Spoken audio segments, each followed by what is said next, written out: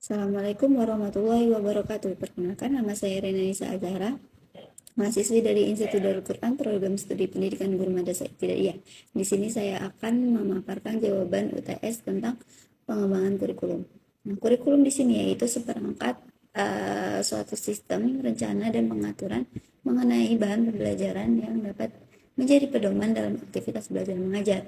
Nah, pengembangan kurikulum di sini adalah proses memaksimalkan pelaksanaan kurikulum dalam mencapai tujuan pembelajaran yang ditetapkan, atau proses perencanaan dan penyusunan kurikulum yang dilakukan oleh pengembang kurikulum agar kurikulum yang dihasilkan dapat menjadi bahan ajar dan acuan untuk mencapai tujuan nasional.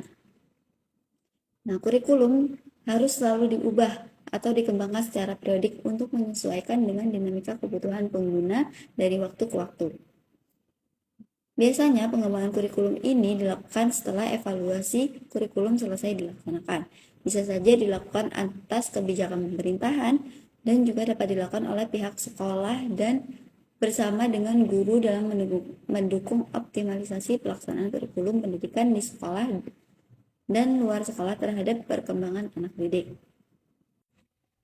Nah, dari buku The Educational Spectrum mengemukakan 7 orientasi khusus dalam pengembangan kurikulum, yaitu orientasi perilaku, mata pelajaran atau disiplin, sosial, perkembangan, proses kognitif, humanistik, dan transpersonal.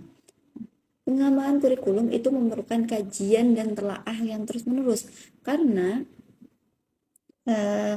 perubahan zaman, maka kurikulum harus terus menyesuaikan di setiap perubahan yang ada di dunia.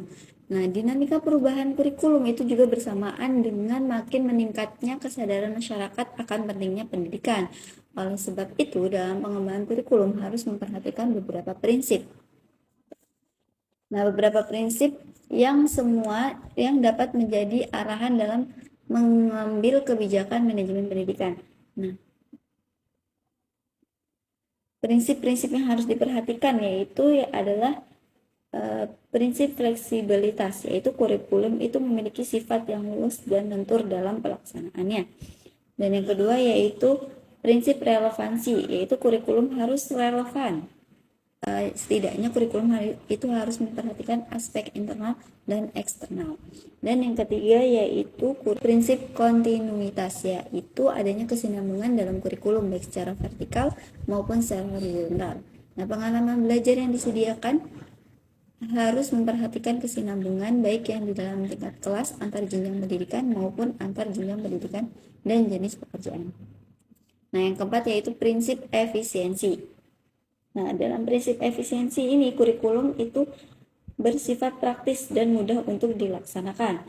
Yang kelima yaitu prinsip efektivitas. Nah, yang dimaksud dengan efektivitas di sini adalah sejauh mana rencana program pembelajaran itu dicapai atau diimplementasikan. Nah, dalam prinsip ini ada dua aspek yang perlu diperhatikan, yaitu efektivitas mengajar guru dan efektivitas belajar siswa. Itu ada beberapa faktor yang mempengaruhi proses pengembangan kurikulum, yaitu yang pertama adalah perguruan tinggi, sebab pengembangan iptek dan ilmu pendidikan yang terus berkembang akan mempengaruhi pada pendidik di masa yang akan mendatang. Yang kedua yaitu masyarakat, yang kedua yaitu faktor masyarakat, sebab isi kurikulum harus memahami kebutuhan dan lingkungan masyarakat. Yang ketiga yaitu sistem nilai. Nah, maksudnya dari sistem nilai di sini yaitu nilai-nilai kehidupan seperti nilai moral, agama, sosial, budaya, dan politis yang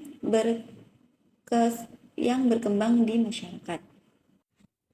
Sekian yang dapat saya sampaikan. Wassalamualaikum warahmatullahi wabarakatuh.